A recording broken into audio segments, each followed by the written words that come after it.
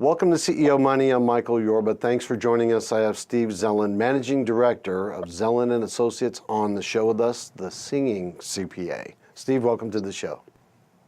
Thanks for having me. All right, I'm glad you're here. All right, Steve, how will the new tax rules affect taxpayers? Let's talk about income tax returns, individual partnerships, S Corp, C Corp, and so on. But let's start with that one. Well, in general, the tax rates are going to be lower for most people, and the tax rates have gone down, and most of the I think your listeners and your viewers will see either a larger refund or a lower balance due as a result of the new tax law. Okay. How much? I mean, I know it depends on your bracket, but I mean, is this going to be something significant for these people, or is it a gradual move in a long trend? Well, I think that the New York Times has a great online calculator where you can type in your personal income situation, and it'll calculate how much the tax law will change your personal situation. It's more of a general guide, but I would encourage people to work with their tax advisor on what their 2018 taxes would look like, or what they're anticipating their 2018 taxes to be if everything is similar to what it was in 2017. And then use this as an opportunity for planning. Well, in some cases, do you expect a dramatic change? Yeah, definitely. That's what I'm trying to get to. All right, let's talk about that was individuals, partnerships, S Corps, C Corps. How are they going to be affected on this? All right. So for the 2018 tax year, we have the QBI deduction, the qualified business income deduction. And it's 20%, and it's applicable for S corporations, partnerships, and sole proprietors.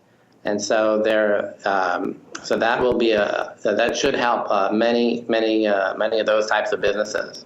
Okay, that is taxation for earnings. What about payroll and sales tax returns? Payroll and the withholding tables have changed a bit. And so I would encourage folks to look at how they have, what their earnings have been so far and see how much tax has been withheld. And so you can work with your tax advisor to see if at your W-2 job, they're taking out the right amount for the year. Now, you also work with people to resolve tax issues with installment agreements and so on. Walk through that with me. Sometimes if someone hasn't filed taxes in a few years, or they are afraid to file taxes, we help them kind of do a compliance check, which is where we get a power of attorney from them, and we call up the IRS on their behalf. And the IRS is kind of like a credit card company in a way, where you could call them up and you can ask them how things are looking in your account, what tax years have been filed, what tax years have not been filed, what are they expecting you to file. You can even get a transcript of your income to see what the IRS has on file for you for income, so that you can report that back to them. And once you're back in compliance and you've filed all the past returns, if you have a balance due, you can either do an installment agreement, which is where you agree to pay the tax due over a period of time, or you can do an offer and compromise, where you kind of play a little bit of, let's make a deal. Yes, I understand. I've heard of offer and compromise before, and that can be a little tricky wicket because they've got to accept that, and then you just have to, conform to the agreement that that you made with that. That's I've only heard that a few times, but the people that have brought that up have been pretty darn good, like super PhD, to be able to pull that one off. So kudos for bringing it up. Now, you also... We've had a lot of success with offer and compromise. because we get to know our clients very well and understand the situation that happened, with them to bring rise to the circumstances that caused them to fall behind, or why or how the tax amount became so high and out of control. I agree with you. Now, audit practices. Tell me about what you do there. Well, we do financial statement audits for nonprofit organizations and also for-profit corporations. Sometimes an audit is required by the rules of the state. Like, for example, in New York, if a nonprofit organization has above a certain amount of revenue, then they're required to have an audit and hire a CPA firm to do either an audit or a review. And so that's one of the services that we provide. We are also a peer reviewer, and in the CPA profession, we have a self-policing regulation where it's called peer review, where CPA firms hire other CPA firms to review their accounting and auditing practices to make sure that they're in compliance with professional standards.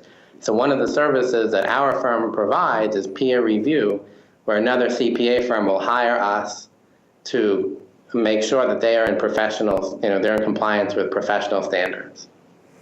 What about this Low Bureau LLC? You started this about 8 years ago. Tell me about that.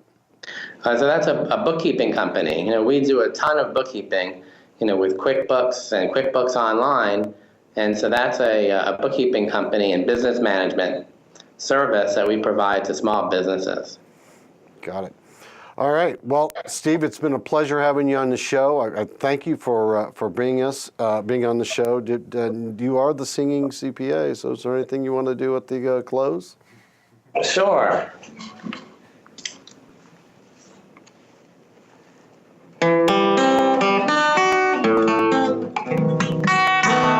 Debits and credits and documentation, numbers and schedules give me such elation. Preparing taxes and filing in spring, these are a few of my favorite things. All right. Thanks, Steve. We'll talk to you soon. Thanks, so long. Okay.